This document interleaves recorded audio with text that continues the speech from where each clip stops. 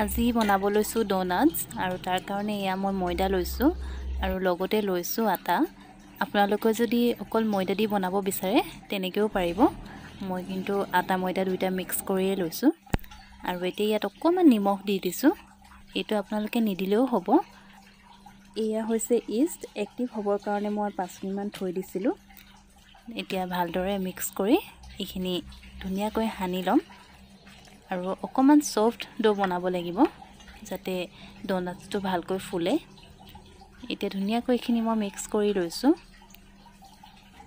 এয়া মই এটা সফ্ট ডো বনাই ল'লোঁ আৰু এতিয়া ইয়াত মই 2 চামুচৰ জোখৰ ৰিফাইন তেল দিছোঁ আৰু এই তেলখিনিও ধুনীয়াকৈ ডোটোত মিক্স কৰিম।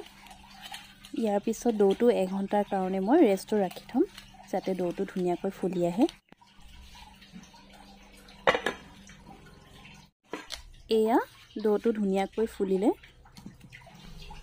এতিয়া বেলনাখনত অলপ মই শুকান ময়দা লৈ এই ডোটো আকৌ এবাৰ ভালদৰে মঠি ল'ম। তাৰপিছত ইয়াৰ ডোনাটছ বনাম। এতিয়া এনেকৈ ৰুটিখনৰ নিচিনা মই বেলি ল'লোঁ, কিন্তু অকণমান ডাঠকৈ বেলিব।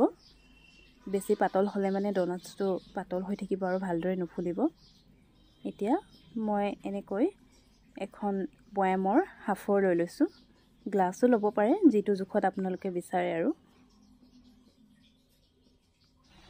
মাজত হোল কৰিবৰ কাৰণে এটা নোজল লৈ লৈছোঁ আৰু সেইটোৱে ধুনীয়াকৈ মাজৰটো হোল কৰি দিছোঁ।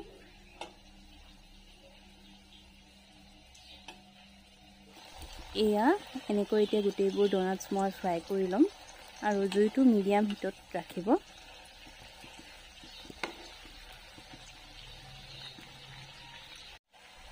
খুব ধুনীয়াকৈ ফুলিছে আৰু দুইটা চাইডে এনেকৈ ধুনীয়া এটা কালাৰ হোৱালৈকে ফ্ৰাই কৰিম। পিছত এয়া আমাৰ গোটেইবোৰ ডোনাট ফ্ৰাই কৰা হৈ গ'ল। এতিয়া ইয়াত মই ডেক'ৰেশ্যন কৰিম। ডেক'ৰেশ্যন কৰিবৰ কাৰণে ইয়াত মই ডাৰ্ক চকলেট আৰু হোৱাইট চকলেট দুইটা মিক্স কৰি মেল্ট কৰি ল'লোঁ আৰু এতিয়া এটা এটাকৈ ডোনাটছ এনেকৈ এটা চাইডে চকলেট লগাই ল'ম।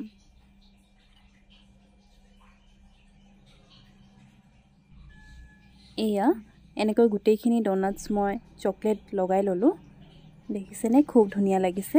আৰু এতিয়া ইয়াৰ ওপৰত মই স্প্ৰিংকলছ দি দিম।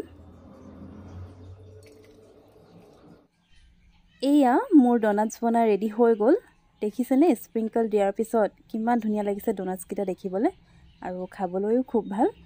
আপোনালোকে যদি ডোনাটছ বনাই খাব বিচাৰে তেন্তে এনেকৈ আপোনালোকে ঘৰতে বনাই খাব পাৰিব। আৰু আজিৰ ভিডিঅ'টো যদি আপোনালোকে চাই ভাল পালে তেন্তে প্লিজ ভিডিঅ'টো এটা লাইক কমেণ্ট কৰি দিব আৰু লগতে শ্বেয়াৰ কৰি দিব। Thank U.